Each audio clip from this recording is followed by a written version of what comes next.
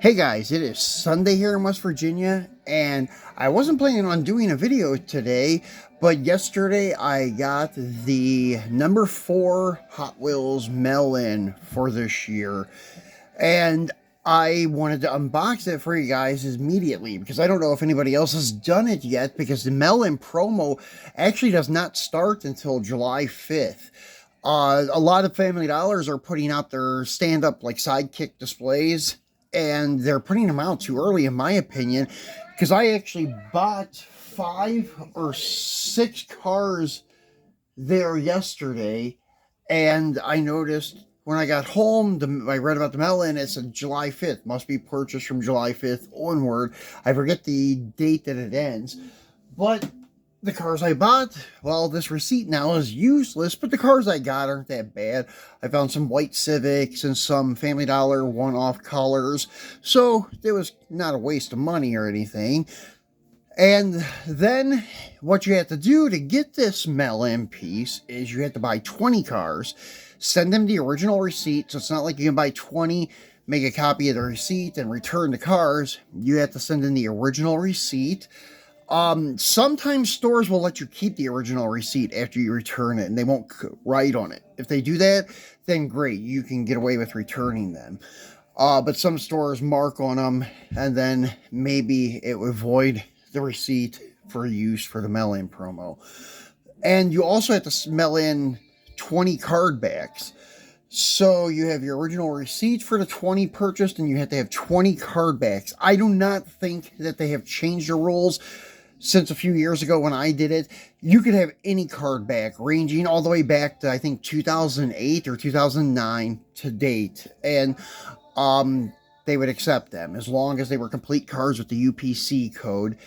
They would take them, and it has to be mainline cards, international case, or the L2593 US case, or the C whatever cases for international. Short cards, long cards, it doesn't matter. And then you also have to include $7 shipping and handling to get them to send it to you. Not to mention, with the weight of all the card backs and stuff in this envelope, you're going to have to pay extra postage. So the postage is probably going to cost you $1.50, something like that. And the cars at Family Dollar now are $125 plus tax. So here I figured out that I would be paying right around, let's see, it would be $25 for 20 cars without tax. And then our tax isn't that much as 6%, so another $1.50. So $26.50 for 20 cars. Then you figure $1.50 to mail it to them, so you're at $28. Then $7 for the shipping and handling, so you have $35 in this car. Well, yesterday on eBay, well, not yesterday on eBay, this past week on eBay, I bought it for $35 plus shipping and handling and tax. Shipping and handling was only $5. Tax is $2.40, so I paid $7.40 more than I would if I would have bought it from Mattel. But the thing is, it saves me the hassle of all the footwork, getting all that stuff, and it also saves me the wait. The mail-in promo doesn't start till July 5th, so by the time you send the stuff to them and you get the car, it'll probably be the middle of August or the end of August.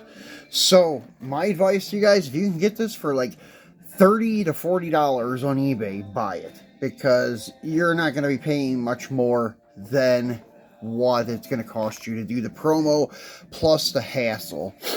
So anyways, what we're going to do today is we're going to crack this baby open. You may have already seen my short video of this, where I just do like a quick review of it, look around on the car and the card and stuff. Card art is pretty cool, and the card art is starting to look more realistic than like artwork. So it almost looks like a real photo of a 65 Coronet.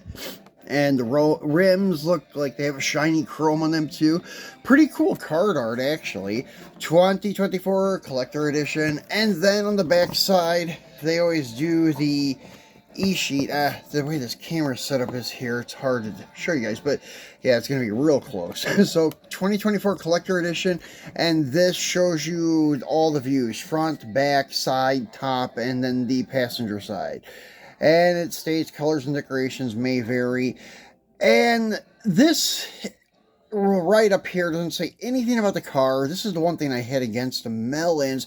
They should have done something like the RLC stuff where they do a little, like, one paragraph thing about the car itself and its heritage, or why Hot Wheels chose the car, or something about Hot Wheels. But this is just a pitch to get you to join RLC. Like what you see and blah, blah, blah, blah, blah. Go to HotWheelsCollectors.com and blah, blah, blah, blah, blah. So anyways, let's get him out of the protector pack. And then we'll get one more look at him on this blister. And I do try to open these where you cannot tell they've been opened. I try not to rip the card too bad, because sometimes it's cool to change up the display, how everything's displayed, and put them back in the package, or maybe hang it on the wall in the Protecto pack. But that doesn't always happen. It doesn't always rip open like clean. And these are gloss cards, so you cannot do the acetone trick where you let their nail polish remover, where you let it absorb through the cardboard and it loosens up the glue and you can pop it off. That doesn't work on these because the glue does not absorb through. You have to work it like this, and you can still re-glue it if you had to. It looks pretty good, unnoticeable, pretty much. So get him out and get him with his family. So this is the 7th issue of the 65 Coronet AWB from Hot Wheels, and this thing is beautiful. Love the paint. Got a little spot in my paint, but that's okay. I can live with that. Very cool looking car.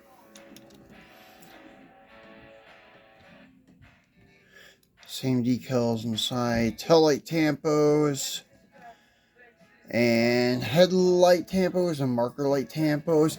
This is the second one that they've done this to. The other one is the Gasser, I call it the Gasser edition of Drag Strip Demons. The Drag Strip Demons that appeared after the real big sets in 2009, 2010. This came out in, I think, 17 or 18. And it had 5 cars in it, and they were all pretty much gassers. So you had this guy there, and then they did it again in this latest Drag Strip Demons from, I think, 2021. And they did it really cool in the Ram Chargers. That is awesome. But they didn't put any effort into the grill or headlights. They did your tail light tampos and such, but the early ones are even worse, because some of the early ones, like this guy here, the honker, it goes for a pretty good buck. Come on, quit doing that. I'm talking to the camera. So, anyways, as you can see, it's hard to tell if it does even have tail light tampos because the car is red in that part. No headlight tampos, but we can flip him around to Dave Strickler's, and it does have tail light tampos. Stacked deck does not have any tail light tampos, and no headlight tampos, and it was in the same year as the honker. Those two, I think, came out the first year, I think, but I'm not sure. Then these two came out the second year. And as you can see, that's Dick Landy's car, and it does have tail light tampos too. So that's cool. So anyways, the best detailed ones are this new Mellon and the 2018 Drag Strip Demon Eastbound. What's it called? Eastbound and Crowned. Eastbound and Crowned Dodge, and the Mellon one has the best details of all of them. The most valuable ones are the honker and stacked deck. Even if you find those guys loose, you're probably going to pay, I would say, between 40 and 50 for them, even loose. Carded, they go for 50 to 60 each. I've seen the honker go for even upwards of 70 sometimes. But if you are patient and you wait around, you'll find them. If you buy loose for 40, carded, you probably can get them for 50 if you wait around and shop around and don't jump on the first one you see. The other ones are reasonable though, like Dave Strickler and Dick Landy. They are usually around 15 or 20 bucks. The Eastbound and Crowned and the Ram Chargers are probably right around 10 bucks each. on eBay, so not too bad. So there you go, guys. That's all of them released to date. Every single release has been in a Dragstrip Demons Premium Series, except for that guy that just got released. It's in the mail-ins. So we have 7 of them. Let's see if they do any more of them. It would be cool to see it in the Boulevard series. Maybe it'll pop up in that or something else. I don't know. But I'd like to see more gassers that were in the original Dragstrip Demons come out, as in even the funny cars and such, and even the rail jobs, the front engine dragsters. Would love to see them come up in another series again. But I don't know what they're going to do. So we'll just keep our eyes peeled and see what they release for us. So thanks for watching, guys, and enjoy your Sunday, and we'll see you again tomorrow for Mopar Monday.